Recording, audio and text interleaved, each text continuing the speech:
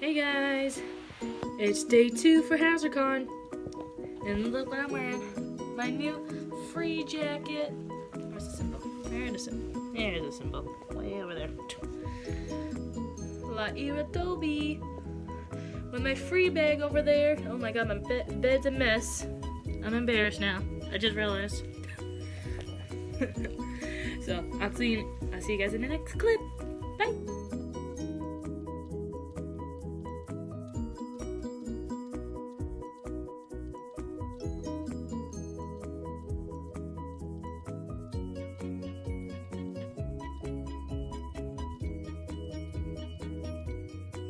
Kill someone with the Colossal Edition. Well, not necessarily kill them. Probably just knock them out unconscious without any. I can get creative. But yeah. Yes. Any other questions? Yes. Between Yuri's two different skates, the Eros and Yuri on Ice, which one was your favorite? Like, Arrows. The musical style, for one, is just too catchy.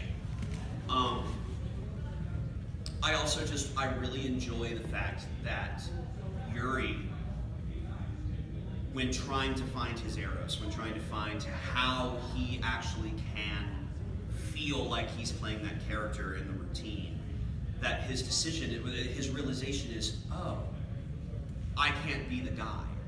Like, I can't imagine this as me being some sort of lady killer or something. That the story in his head of the Eros is a guy that seduces the woman and brings the woman back, and they enjoy each other's company, but then ultimately he's not satisfied and he lets her go and he goes on his own thing. But he realizes that's not him. He's not a lady killer or a ladies man or anything like that. And also that idea of using that type of sexuality or sexual pleasure doesn't fulfill him in any way. But then he realizes, oh, but if I'm going to portray this story, I need to be the woman. I have to learn to move with feminine grace and feminine power and stuff. And so it changes the story that he's telling visually from being about a man seducing a woman to a femme fatale who is seducing men, and that she is in charge of her own sexual destiny and her own, and all that stuff. And like, she is the one who is irresistible and is bringing people in and experience it, and they have their fun, but then she goes on and to find the next experience, and that realization of, I need to let go of any feeling of manhood, basically, or of being the male in this thing, and embracing my femininity. That is a really brave and open course to take. It's also artistically brilliant. It also, I think, kind of, I haven't found the right words yet to describe this particular feeling that I get from that particular decision. The only way that I've been able to describe it is, it makes me feel the same way that it felt when I was recording Princess Jellyfish. It makes me feel that power and that confidence that comes with femininity. That comes from a femme, like, not necessarily a femme fatale, but just the grace and the control and the power behind femininity, just naturally feminine. And getting to be in that space, that headspace, and play that is really liberating. And I for a guy to be so willing to just be like, oh no, I gotta be the woman in this situation. Like, I have to embrace my femininity or whatever. That's unheard of in our society in a lot of ways. Like, that's very polar opposite to what a lot of us are told while we're growing up, especially in terms of like gender roles or gender identity and stuff like that. The mere thought of portraying yourself as a woman or whatever is seen as being, unless you're doing it for comedic effect or something, then something's wrong with you. So, like, it was a really liberating and inspiring moment for him to just decide, I'm going to be the woman in this, and that's how I'm going to find my Eros, my own sexual identity. And it was beautiful. Yes. Yes. Yeah. All over, all sound, like all the songs. Vietnamese Boogie. I love Vietnamese Boogie. It's just so fun and peppy, and like I love the jazz part of it. Really kind of makes you move and everything, and it's just great. I love it.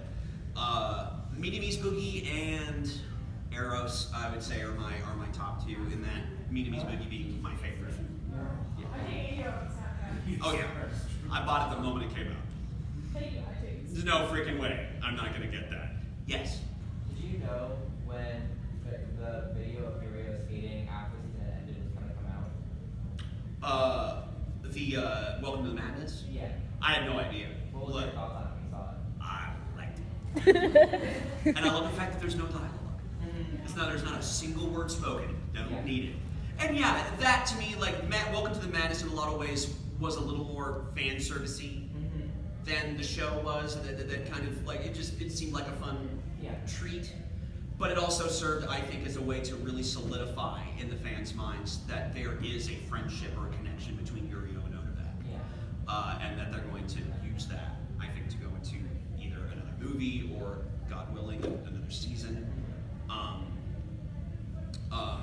And I really do feel like that's where they want to go next, is that Yurio needs to...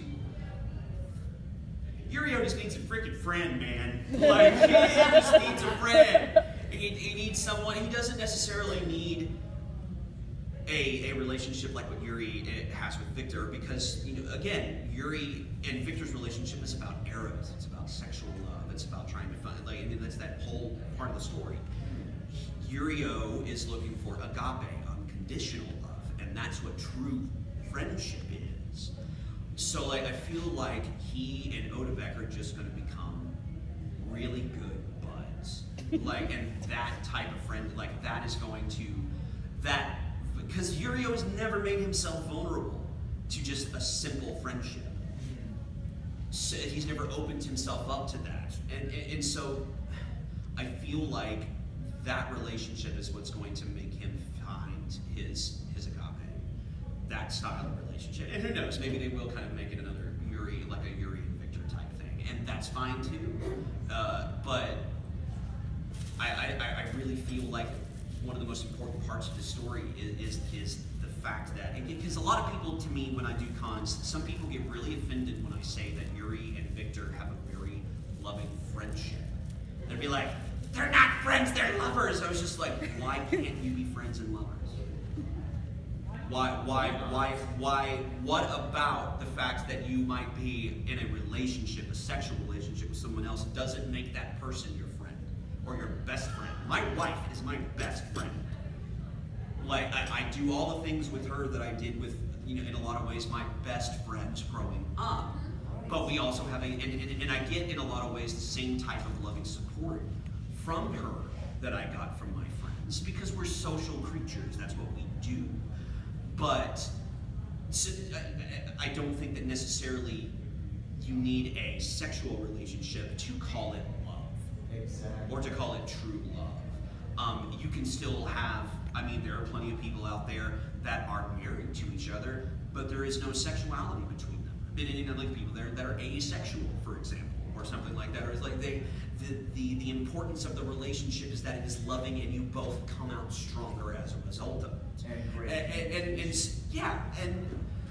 And you make compromises and you change, it's the whole thing. It's the challenge of a relationship. But to say that they can't be friends, or to be offended by the idea of, no, they have to be lovers and it has to be gay all the time. And it to me is kind of like cheapening the relationship. Right. You know what I mean? Like devaluing. Yeah, and at that point you're on the verge of just being about queerbait. Yeah.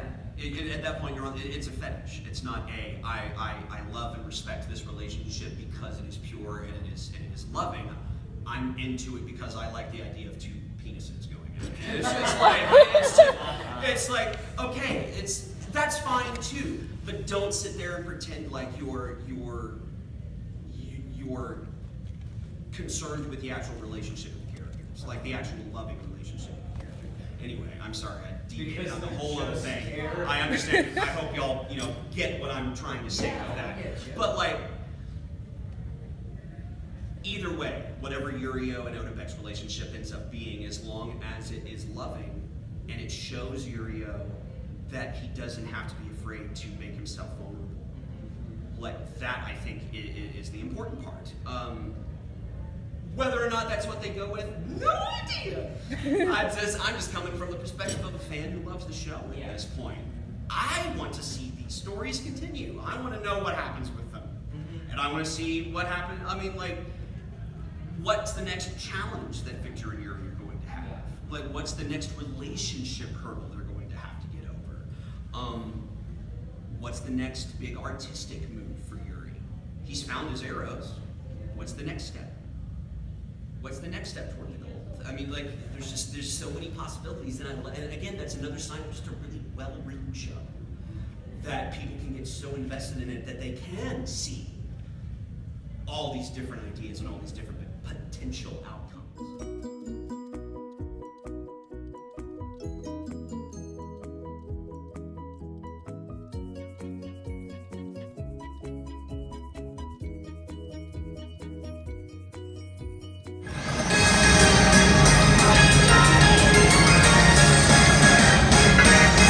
Control the game.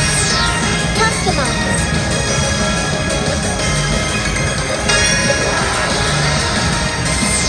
Select game.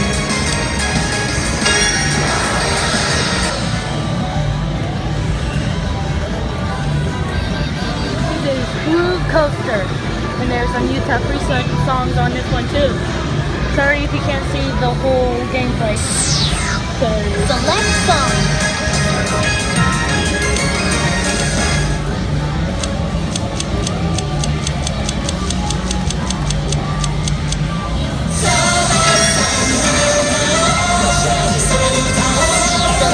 mode. Let's move.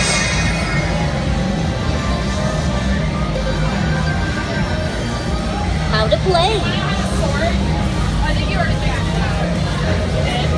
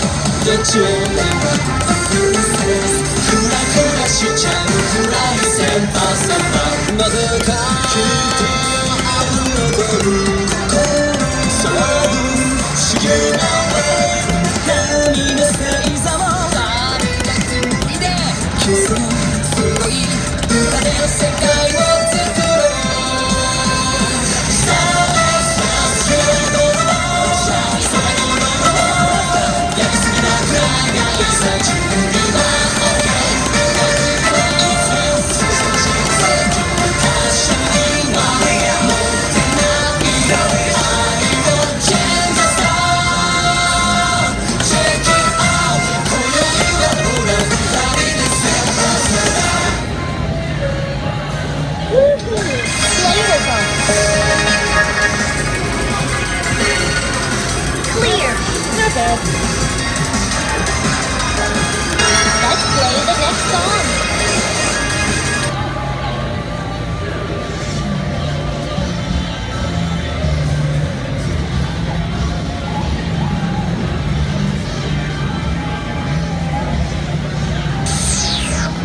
Select song. Select. Let's move.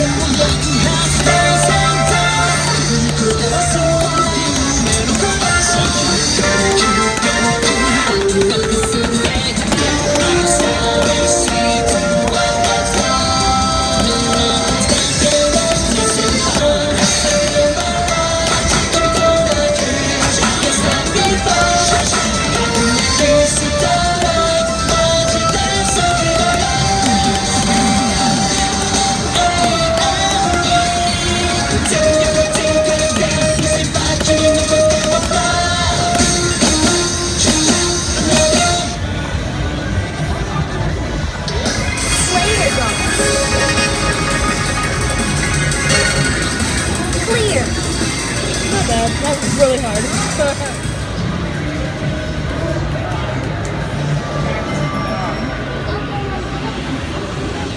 Make sure I don't smell like no, like this, remember? Select song.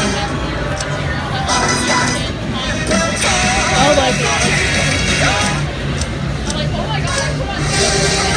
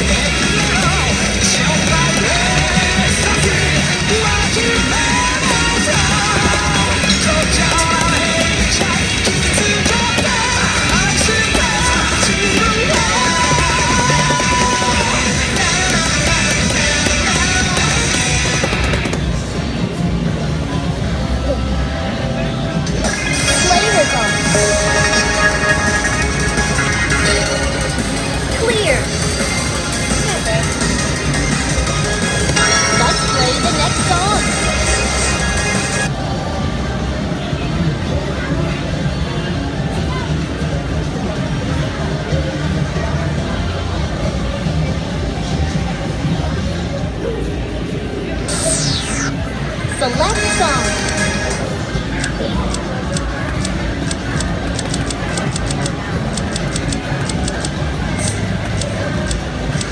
Is the next one the world?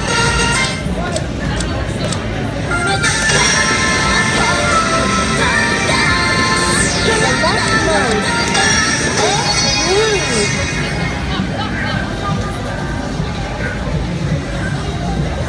How to play.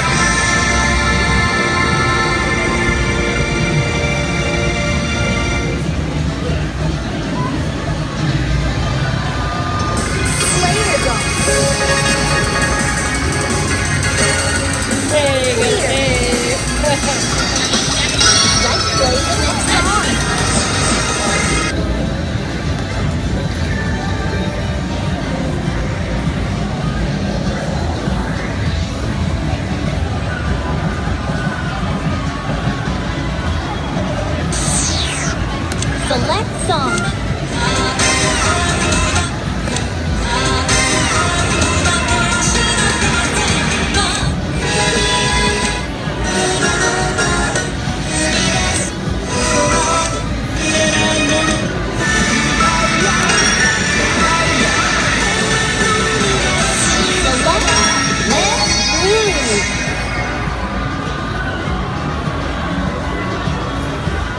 How to play.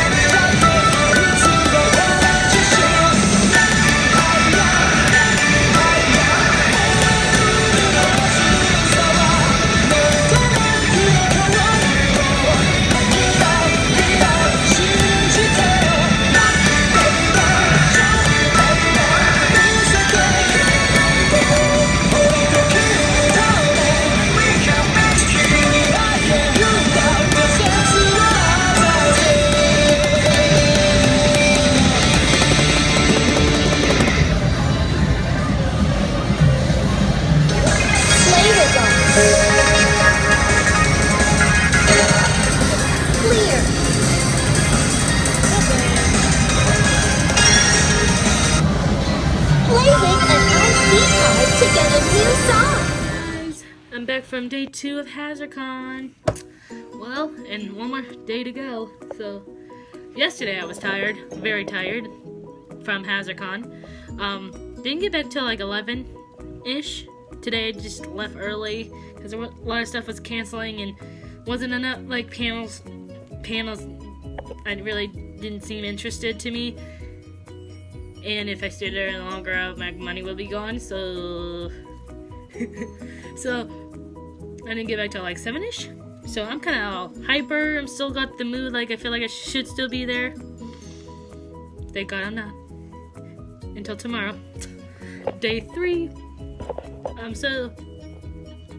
So there's a flea market tomorrow, and I found out I have to leave early in the morning to be part of it. I can sell all my old stuff or anime stuff I really don't want or I have a duplicate of, so I could get some money back. Like this jacket, I ordered this online, like my free jacket. I ordered this online, like in May-ish, like in the very beginning of May, and when I got it was way too small, and I wanted one size up just to be safe. Nope. I should have known better. China stuff. Nope. Way too small. Went to a 3X, felt like a 1X and a half.